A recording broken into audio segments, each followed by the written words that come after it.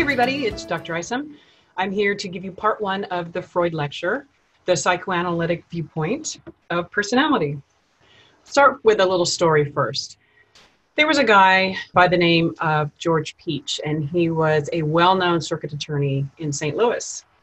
He was the longest serving circuit attorney in that town, and it's a pretty big town. And he really fought to be elected on the idea that he would crack down on all the sex crimes that were happening. So he wanted to stop prostitution, he wanted to end pornography, he wanted to close all the adult bookstores. And so that's what he ran on. And he did do quite a bit of that. He did close all the bookstores. He created mandatory jail terms for prostitutes and pimps and those who solicited prostitutes. So in that respect, he did a really good job with what he said he was going to do. However, that's not the whole story. The whole story is that for the 10 years he was in office, he secretly met with prostitutes, paid prostitutes, with the pseudonym of Larry Johnson. He financed his extracurricular activities with a secret checking account and a fund that he had set up to aid sex crime victims. He was caught when he propositioned an undercover policewoman in a hotel room. And it came out that he was actually consorting with prostitutes and engaging in all this illegal activity that he had really fought to put to an end. So this kind of behavior is something that is really tough to explain with any of the personality theories that we had currently. If you think about trait theory, you would expect that someone would show personality dispositions or traits that would indicate that he might be the type of person to engage in that kind of illegal behavior. That was not the persona that he presented. And he presented this very straight-laced lawman who was there to clean up the mess. We don't have any personality theories. Behaviorism doesn't explain it. Personality trait theory doesn't explain it. We just don't have any explanation for this kind of behavior, except for Freud. Freud's psychoanalytic theory explains why somebody like George Peach would do that. Present himself as a tough politician, a tough lawman against sex crimes, and then secretly be meeting and paying prostitutes on the side. We'll talk a little bit about Freud's theory and how it explains that kind of behavior today. First, I have another little thing, a little illustration of why I think it's important to understand Freud's theories and Freud's ideas. Have you ever had that experience of feeling this incredible connection with someone right away, either as a romantic connection or as a friend that you knew just right away that this person's going to be my best friend, or the reverse of that, oh my gosh, I cannot stand this person. I don't understand why I feel so negative towards this person. Those kinds of feelings are feelings that Freud could easily explain. There were these attachment theorists, Ainsworth, Bowlby, and they talk about how we develop these working models of how relationships should occur between people who love each other. And those emotional bonds with our caregivers as children are the working models that we base our ideas on. And so when we think about becoming intimately involved with other people in the future, then we think about how we related to our caregivers. And those internal working models are what form our basis of what we think a good relationship is. Now, this isn't something I think most people can just tell you, oh yeah, I want someone who treats me poorly or who doesn't quite meet all my needs. But what happens is you have these ideas in your unconscious. You learn that that's normal. Maybe you have a parent that tended to not pay much attention to you, who you always felt like you needed attention with. And so you develop this working model of this relationship that you think that when you're with somebody who doesn't seem to pay that much attention to you, then that must be love, because that is your internal working model of how relationships between people, loving relationships, should be, because your unconscious stores that information from what you learned early in life. Then when you see somebody or meet somebody that you might become romantically involved with or develop a friendship with, you transfer that model onto that relationship, that new relationship. Now, Freud called that transference, and that's something that also happens in a psychoanalytic session.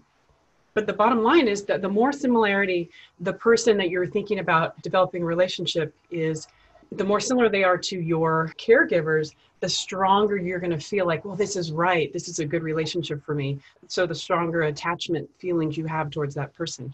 And it really is not a conscious thing. It's something that Freud would argue is in our unconscious.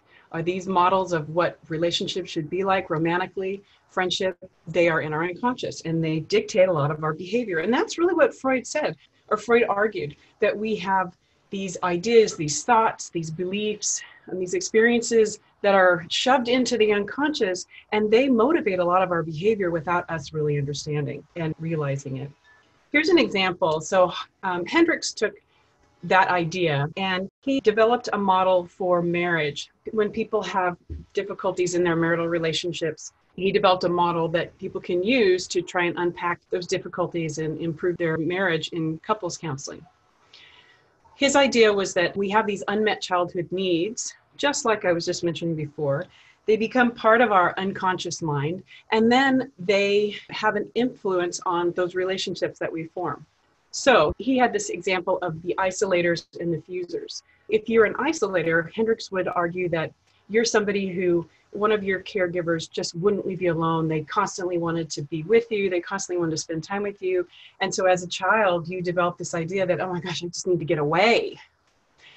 As opposed to the fusers. Fusers are those who felt like their needs were not being met. And so they wanted to spend time with their caregiver, but they never really had that time to do it because the caregiver always had something else to do. So they felt like they didn't get the attention that they needed.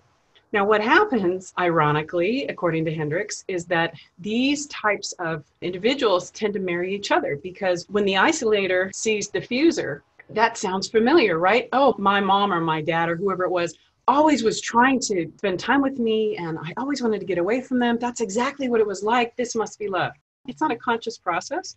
It is an unconscious process, but that unconscious process is what dictates that attraction to that marriage. So the bottom line for Hendricks was that our unconscious, unmet needs as children drive our attraction in our relationships. And we tend to prefer people who have wounds, childhood wounds that are complementary to our own. So the isolators, they tend to be attracted to the fusers. And it works out great for a while until the isolators realize, oh my gosh, I can't stand this. I just need to have some time by myself. And that's when the relationship starts to break down, and vice versa for the fusers. Bottom line is that Freud's ideas, yes, they get panned a lot. He's criticized a lot, and a lot of his ideas are sexist and misogynistic, and you can't empirically test them. I agree with all of that. But there are some of his ideas, like the unconscious, like our unconscious models of attachment relationships and how that can influence our attraction to other people and our development of relationships with other people, that really does make a lot of sense. So let's talk about Freud really quick here. Freud lived in Vienna, Austria, until the Nazis invaded and he needed to flee to London in the 1930s. He went to medical school and he was studying to be a neurologist. But he actually became disenchanted with neurology and he studied hypnosis with Charcot because he was more interested in the mind rather than the physiology of the body. After he studied hypnosis with Charcot, he developed his psychoanalytic theory. And it's been argued that a lot of ideas that he had that he couldn't really be outspoken about because a lot of them had to do with sexuality, even more than his theories are sexually portrayed now. But he really tempered a lot of it back because the zeitgeist of the time, the sign of the times, when he was developing his theories and his models and writing his books, was the Victorian era. And if you know about the Victorian era, that was an era where you just didn't talk about things like sex and sexuality. And even the styles of clothing were very modest. You didn't show much skin at all. And so his theories have been often criticized as not being really what he thought because he had to temper those to fit that zeitgeist or that Victorian era time. And as I said, towards the end of his life, he had to flee to London and develop his practice there because of the Nazis. Now, if you're interested in listening to his voice in the PowerPoints, there is a hyperlink of an audio clip of Freud. I'm going to go ahead and pass over that right now, but please do listen to that if you're interested. All right, what are some things that Freud assumed with his theory? One of them is that there's this thing, and it's called psychic energy, and it's also been called libido, but What it is, it's this energy, and it comes from our biological body, and it powers all of our thoughts and our feelings and our behaviors. Now, it's been argued that he based his theories on the model of the steam engine at the time, where you have these parts and they're working against each other, and they're powered by this energy. And so that's one of the things that is important about his theory, that there is the psychic energy, and you have a limited amount of that. You can't just develop more psychic energy as you go on. You only have a certain amount. So if you spend a lot of psychic energy in one place, and I'll talk about what that means in a little bit, then you're not going to have enough for other behaviors and other things that you need to do in your life. He also thought that people go through these stages of development. And as you go through these stages of development, you face conflicts. And largely they were sexual conflicts, as you can imagine with Freud. And to the extent that you are able to successfully negotiate those conflicts at each stage, you develop your personality. If you have difficulties in those stages, and again, I'll talk about what those difficulties might look like, then you might develop some issues, some problems with your personality, some extreme personality qualities. So again, the negotiation of those psychosexual stages is what determines your personality. Now, he created this for his neuroses patients, the patients that he did psychoanalysis with. It was still applicable to people who were not his patients. The greatest contribution that he made to psychology is psychotherapy, or the idea that you can talk about your problems and you can talk about how you feel and what you believe and what you think, and that actually can be therapeutic in itself. So we call that the talking cure, and that was his greatest contribution to psychology. And that's one of the reasons why I think it's important to remember that Freud did play a very important role in psychology, because psychotherapy is a huge part of clinicians' practice these days, and it has been for years. And I imagine it will continue that way. The thing about psychoanalytic therapy is that it was very time-consuming and extensive. Now, therapists tend to do things like cognitive behavioral therapy, which is a limited number of sessions. You get a lot of work done. You don't have to spend years and years and years on the therapist's couch. But psychoanalytic therapy is very different. Okay, some other key ideas of Freud are, as I mentioned before, that we have this psychic energy, mental energy, you can also call it that. And it comes from our instincts, our biological instincts. It's also been called libido. And those instincts are for self-preservation, survival, and also for procreation or sex. And he was developing his ideas, and it's been argued that he's been influenced by Darwin. And maybe you recognize those as two very important ideas in Darwin's theories as well. So he based most of his theories on this idea of this libido, this libidinal energy that comes from our instincts to survive and to reproduce. But he also later added another one, and it's the death instinct, and that's Thanatos, which is a Greek word for death. One of the things I wanted to mention before I go ahead is that he developed this Thanatos because he began to realize that some of the behaviors that people engage in life don't seem to be related to their instinct to live or to be life-giving or to preserve life. There were some things that people do that he couldn't explain using his theories, and so that's why he added it. Okay, let's talk about libido first. Libido is anything that is sexual, but also any instinct that's sexual, but also any urge that is life-preserving, that's sustaining for your life, and it's pleasure-seeking as well. Now, you could argue that cigarette smoke in this case, or cigarettes are not life-sustaining, but they do fit the pleasure-seeking idea. Okay, let's talk about that other source of psychic energy that I mentioned before. This became more important towards the end of his life because Freud could not understand how people could be so cruel in World War I. World War I was a devastating war. There were unspeakable atrocities that happened according to the soldiers, and Freud couldn't understand how people would do that to each other. And so after World War I, he thought he had to have some other source of psychic energy that didn't go along with sustaining life. So he came up with the idea of Thanatos. And Thanatos is an instinctual urge to harm or to be aggressive or to hurt somebody. And it makes sense in his idea because if it's all about anxiety, which it often was, and we'll talk about that as we go on, the ultimate goal for Thanatos is death. And death is the end of all anxiety. Death equals absolute tension reduction. So we have these two sources of psychic energy, libido and Thanatos, and they are what power our mental processes, according to Freud. Now, they don't always work independently.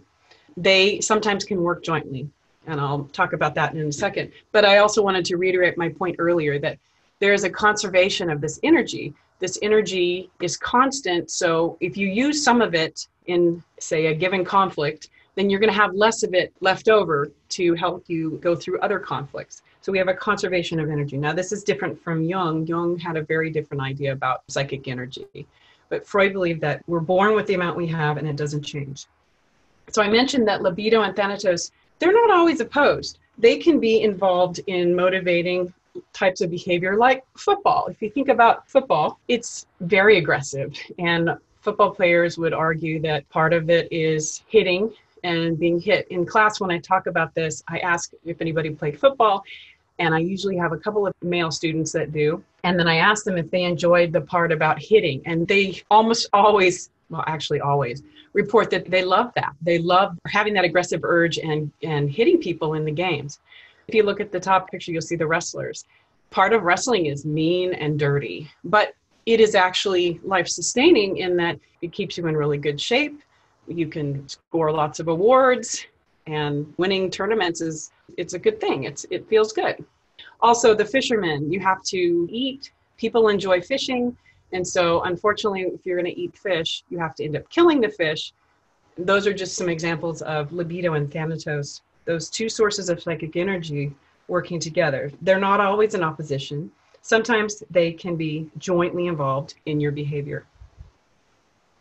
Another key idea of Freud was psychic determinism. And that is the idea that, as Master Uguay says it nicely, there are no accidents. Freud really believed that everything has a cause, that you can trace theoretically and identify why you said something that you said, that you were mortified that you actually said, why a person did something. Freud thought there were reasons for everything, and there are absolutely no accidents.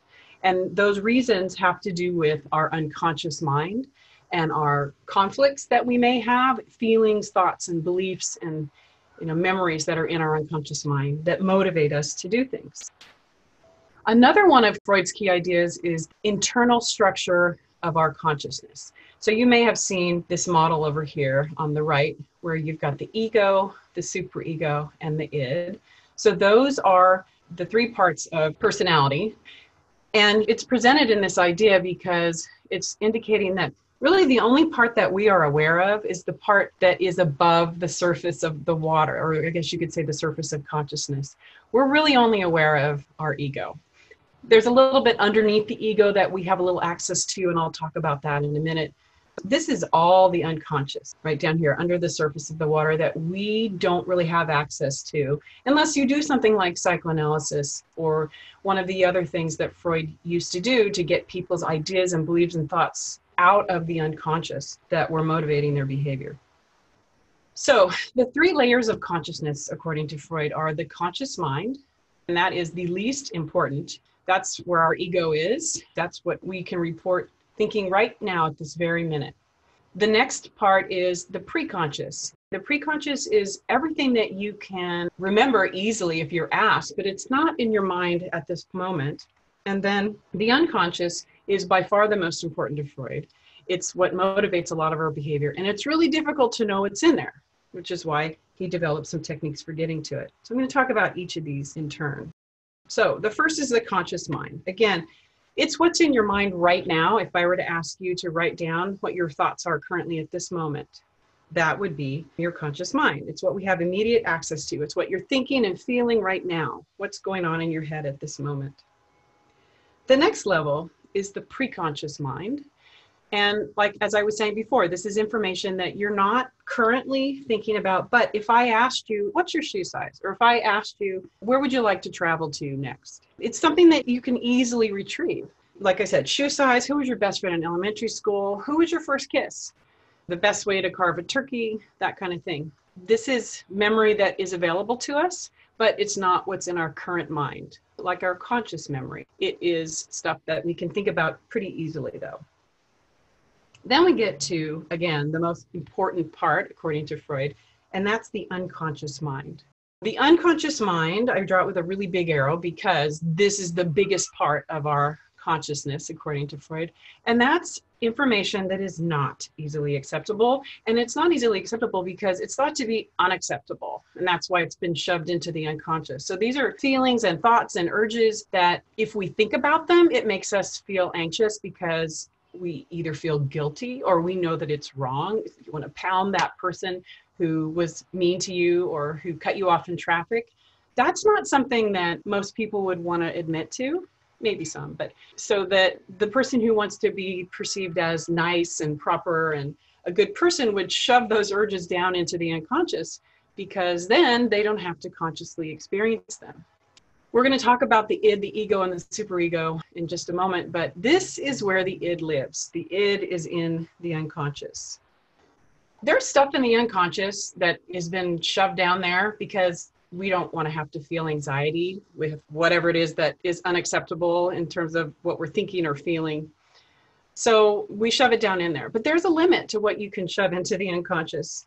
Sometimes those urges, those thoughts, those feelings, they come out, and they come out when we don't intend them to. And that is what Freud called parapraxes. So this is the plural. Parapraxis with an I is a singular form. But parapraxes are things that happen that we don't intend to happen, errors in the words that we say or in our behaviors that are thought to reveal the person's true but unconscious feelings and thoughts. So Freud thought if you accidentally call your current partner by your ex's name, it's not that it was a complete error and there was no motivation to it. Freud thought, no, there's a reason why you said that, and it's in your unconscious, and we just have to get in there and figure out what it is, because there's no accident. It's not an accident that you called your partner by your ex's name. There's something in your unconscious that motivated that activity. So examples are, I just mentioned a Freudian slip, but another thing that's a parapraxis is forgetting. Let's say you have to go to the dentist appointment because you have a filling or two fillings or whatever it is, and you're not looking forward to it. And it turns out that on the day you put it on your calendar, you knew you were going to go, but you completely forgot. It completely slipped your mind. Freud would say, no, that's not an accident. That is motivated by your unconscious because your unconscious doesn't want to go feel pain and have to endure the dentist. So that's why you forgot. It's not that it was a complete accident. It was motivated by behavior in the unconscious.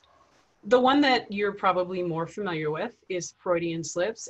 And I mentioned this example that you accidentally referred to your current partner by your ex's name. But this is anytime you say something that you didn't intend to, particularly if it's embarrassing, or particularly if it's sexually oriented.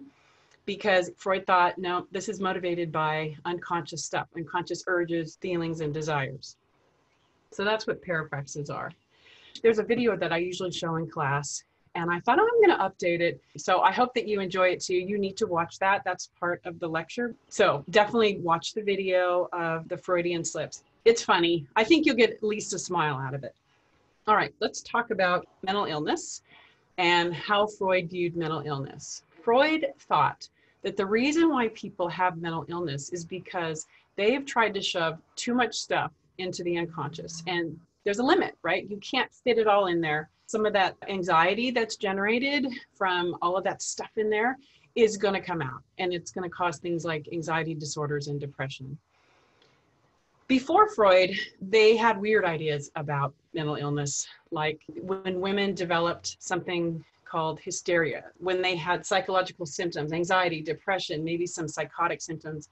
The idea was that the reason why is because if they don't have a lot of sexual activity as they get older and for other reasons, their uterus starts to wander and it wanders around in their body. And so they're not going to be fine until you remove that uterus, a hysterectomy, which is kind of a funny idea. But that's where the word hysteria came from, because hystera is the Greek word for uterus. So if you're hysterical, the old meaning of that term was that if you're a woman particularly, it was your uterus and it was wandering around in your body and you needed to remove that. That was the type of belief about mental illness. When Freud started working on this issue, He had a colleague by the name of Joseph Brewer, and they were the ones actually who jointly developed the talking cure or psychotherapy. Freud developed psychoanalysis on his own, but Joseph Brewer also was involved in developing the talking cure. Freud especially had the idea that mental illness was caused by unconscious conflicts, not wandering uteruses, but unconscious conflicts. And so if you have mental illness, if you have some psychological symptoms, like women who were said to have hysteria in the past, then for Freud, what you had to do is you had to figure out what it is in the unconscious, in your unconscious mind, that is causing those symptoms. So the cure for mental illness, according to Freud, was to bring unconscious conflicts, stuff that's in the unconscious that's just gurgling and boiling and causing issues for you. Once you bring those conflicts into the conscious mind, and they can be rationally dealt with, and by that I mean they can be dealt with by the ego, which we'll talk about later, and the conscious mind, then not magically, because it did take years, that would be a cure for your mental illness. Once you face those unconscious conflicts that were generating anxiety, that are causing those symptoms, then you would be cured of your mental illness. So how do you bring those unconscious anxiety-provoking things out of the unconscious and into your conscious awareness? Well, Freud had a couple of things that he did. One of them is what he's most well known for, and that's the talking cure. And here's a picture of his actual couch that he had patients lie on as they talked to him. So the talking cure, just talking about their feelings, talking about their life, their relationship with their mother, that's kind of a joke. I haven't studied psychoanalysis, and I don't know if that's part of it, but it probably is.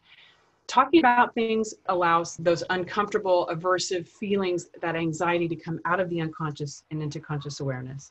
Another way to do it is by looking at dreams. So Freud thought that dream analyses were a source of information, because when you're dreaming at night, Freud thought your unconscious throws stuff into your dream.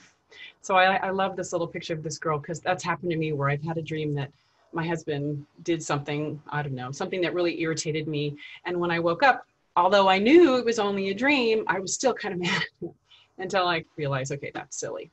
But I actually have another example. When I was in grad school, I felt like I had imposter syndrome, to be honest. And I felt like, oh my gosh, they admitted me here, and I don't think that I'm going to do well. And it's just going to be a matter of time. And that generated a lot of anxiety. And so as I went through my first year, my second year, my third year, and so on, I started having these dreams. The dream is I would leave my office, it was on the 5th floor, something like that, and I would get into the elevator, I would turn around, and I would push the button to take me to the 1st floor. And as soon as the doors closed, the elevator would just drop. And I would always wake up before it hit the bottom. I would wake up terrified, because that's a scary experience, but I'd always wake up before it hit the bottom. These freaked me out enough that, I just started taking the stairs. It was a healthier choice anyway, but I started taking the stairs every day. And they went on. They were these serial dreams that went on and on and on. Finally, the last time I had the dream was the day that I defended my dissertation. Once you defend your dissertation, that's the marker that, okay, you're done, you did it. You're finished with your graduate degree. I fell asleep that night. I had the dream that I'm leaving my office, getting into the elevator, the doors open up, I turn around to push the button, and my best friend at the time, Elizabeth, comes running down the hallway. She goes, "No, Jen," and she grabs my arm and yanks me out of the elevator before the doors close, and boom, it slammed to the bottom. That was the last time I had the dream. Now, do I believe that Freud was absolutely correct? I don't know, probably not, but I do know that you could definitely do a Freudian analysis of those dreams. The dream was representing that anxiety that I was feeling, that I was going to fail. And so I kept having the dream over and over again. And it wasn't until I finished school and I hadn't failed, in fact, I succeeded in getting my degree, that's when the dream stopped. So Freud thought that you can examine your dreams like that and identify some of the issues that you have in your unconscious. And he developed this whole idea of symbolism, and symbolism of, if you dream about small animals, then it's about children, and on and on. But later in his career, he decided that he wasn't too crazy about the idea of symbols, but he did still think that looking at dreams, examining your dreams, could be pretty telling about what's in your unconscious. Another thing he did was something called free association, where he would say a word and he would ask the client to say the first word that came to their head without even thinking about it. Freud thought that that was a way to tap into the unconscious, because you're not even letting your conscious mind think about it, you're just blurting out whatever comes to mind. He thought that that was a direct line into the unconscious. And the last way he thought you could pull things out of the unconscious was from his studies with Charcot in France, where he learned hypnosis. And he thought using hypnosis is a way to get into the unconscious and understand what conflicts, what anxiety-provoking feelings are in there so that they can be brought out and discussed in the conscious mind with rational thought. Freud thought if you're able to get those unacceptable feelings, those anxiety-provoking feelings or experiences or thoughts or beliefs out of the unconscious and into the conscious mind, that's going to be the cure for mental illness.